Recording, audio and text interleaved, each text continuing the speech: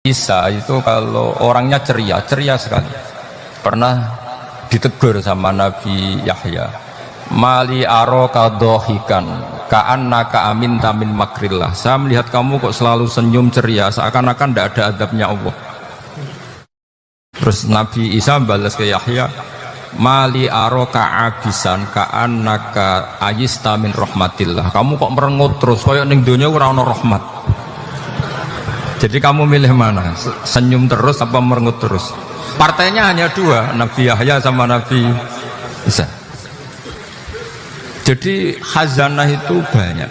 Untuk melawan penyakit itu ketakutan itu bahaya, karena bisa mengganggu imunitas tubuh.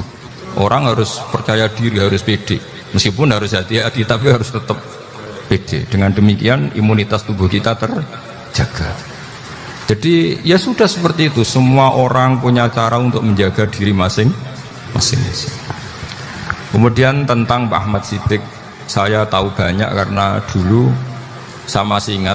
Ini sekaligus ijazah pada cucu-cucunya. Kalau sama anaknya tidak berani ya. Sama cucu-cucunya. Saya masih ingat Pak Ahmad Siddiq itu sangat loyal sama yang namanya negara. Kita tahu beliau adalah termasuk orang yang bintang ketika Muktamar Situbondo, ketika NU pertama kali nerima asas tunggal, yaitu Pancasila. Kayak apa ulama-ulama kita, ya mulai Mbah Ahmad Siddiq, Mbah Ali Maksum, Gus Dur, Mbah As'ad, semuanya lah, termasuk Mbah Mun, semuanya loyal sama negara, sehingga NU menerima asas tunggal. Itu saya masih ingat karena Bapak dulu perwakilan dari NU cabang Lasem. Beliau pernah ngundang Mbah Ahmad Siddiq di sini. Zaman itu zaman Pak D. Dzufar, zaman Pak D. Dzufar ikut ngundang ke sini bapak saya. Itu saya menangi beliau ngisi pengajian di hallnya buyut saya, Mbah Umar bin Arabi. Jadi saya ini zuriatnya Mbah Umar bin Arabi, sama dengan keluarganya Kiai Hamid Pasuruan. Itu beliau cerita bahwa kemenangan Islam itu tidak harus kita yang menang kangelan.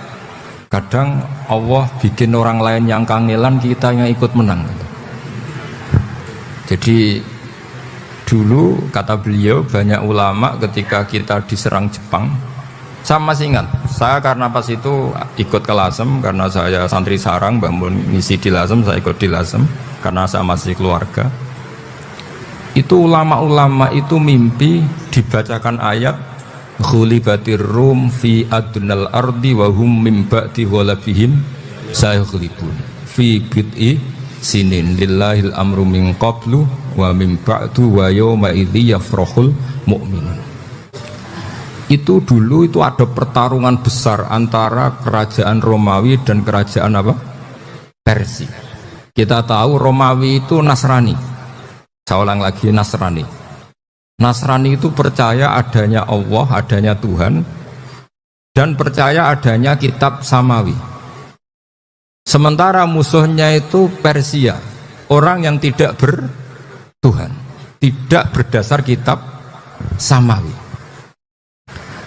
Ketika Persia mengalahkan Romawi, itu orang Islam ikut susah, karena terus dibully sama orang-orang kafir Mekah. Orang kafir Mekah adalah orang yang tidak punya kitab samawi. Katanya orang kafir Mekah, iku lo balamu.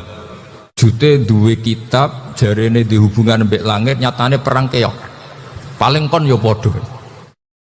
Jadi ada analogi bahwa kalahnya orang Nasrani itu dianggap simbol kekalahan orang yang bertautan atau berhubungan dengan langit. Akhirnya orang Islam susah. Saking susahnya orang Islam sampai Abu Bakar itu tanya, ya Rasulullah, lalu orang Romawi menang itu kapan?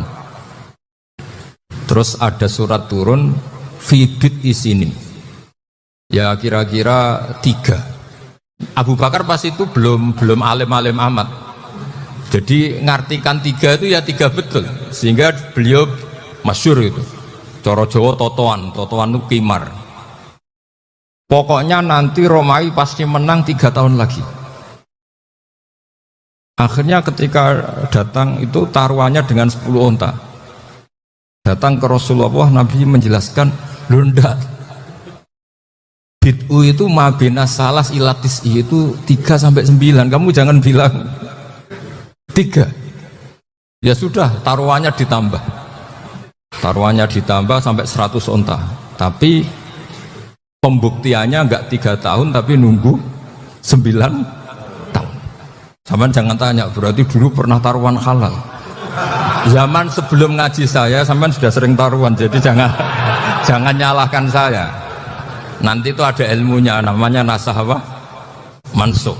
Dan taruhannya Abu Bakar tidak kayak sampean. Taruhan yang sangat-sangat demi Islam, bukan demi hadun nafsi. Betul.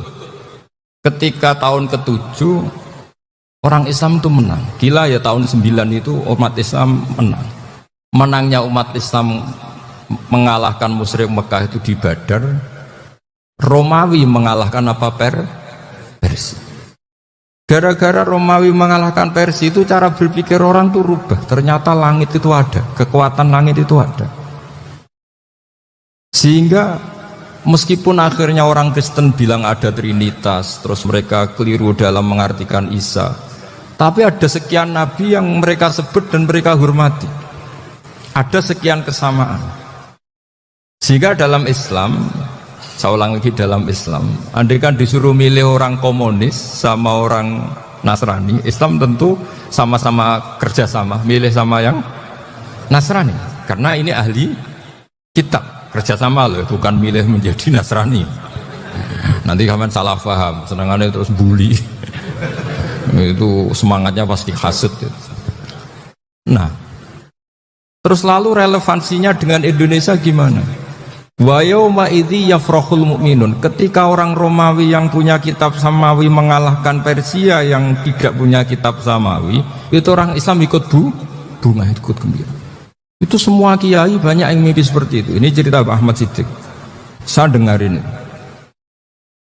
Ternyata betul. Jepang itu nggak dikalahkan Indonesia. Jepang, Hiroshima dan Nagasaki dibom oleh apa? Sekutu. Akhirnya Jepang pulang. Pas Jepang pulang, Indonesia merdeka. Itu dulu kiai-kiai sudah nakwil bahwa menangnya Indonesia itu tidak harus mengalahkan penjajah. Pokoknya nanti penjajah ada yang mengalahkan.